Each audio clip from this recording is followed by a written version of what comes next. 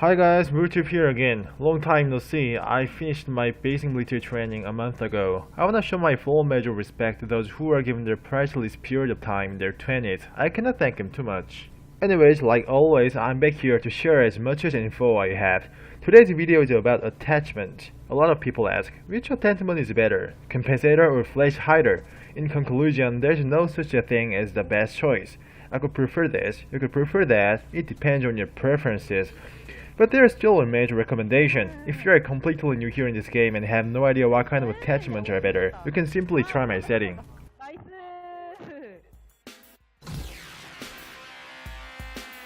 I'm gonna give you some details starting from sight. Majority of attacking operators have ACOG with a 2.5 times magnification for long distance engagement.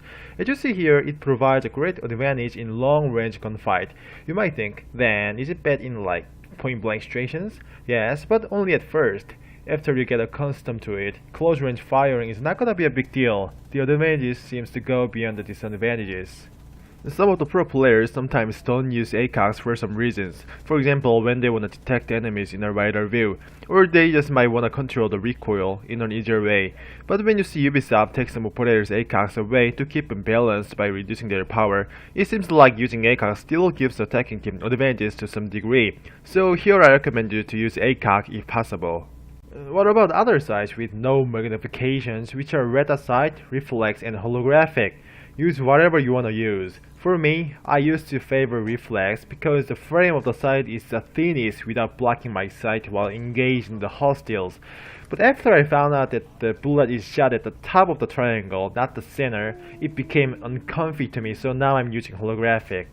Reflex is nicely used when you load shotguns because guns like shotguns don't need precise aiming and all you need is wider view for close range engagement. Also, Reflex is preferred by Spetsnaz because they use unique version of Reflex sight which hardly makes you irritated while ADS. Not only Reflex, Russians have their own holographic and red dot sight. And the ACOGs too. In addition, the new Aussie operator Mozi has its own holographic sight in P10 Rodney loadout.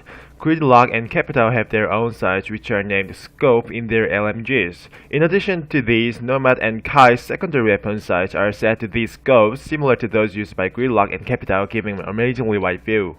Sophia and Ella have their own sights in their secondary weapons RG-15. They look like red dot sight. It's the first pistol with sight launched in Rainbow Six Siege, letting Ella be able to make a choice flexibly between SMG and shotgun.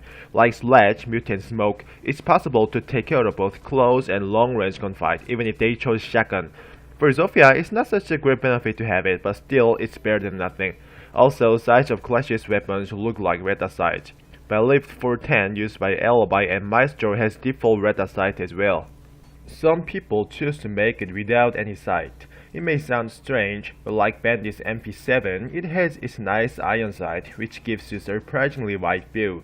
It's quite often seen in Pro League, proving its efficiency. And one more, Alibi players are more likely to be ion sight lovers because of their deceiving gadgets. So, you've seen almost all sights existing in Rainbow Six Siege. Choosing fitting sights for you depends on your preferences, so I hope you to try sights as many as possible in Terrorist Hunt mode before getting into PvP matches. For your testing, go to the Options tab and click Matchmaking Preferences. Set game mode preferences for Terrorist Hunt to extract hostage if you wanna try some attacking operator's sight. The others have to be turned off.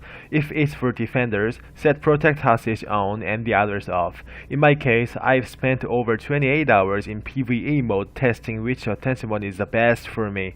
It's necessary for your optimal performances. Yeah, so this is the overall explanation and my recommendation about attachments, especially the sight. I tried to deal with every attachment, but it's gonna take too much time. Therefore, I'll be back next time with other attachments including battles which are so important. Thank you so much for watching my videos. See you next time. Take care. Bye bye.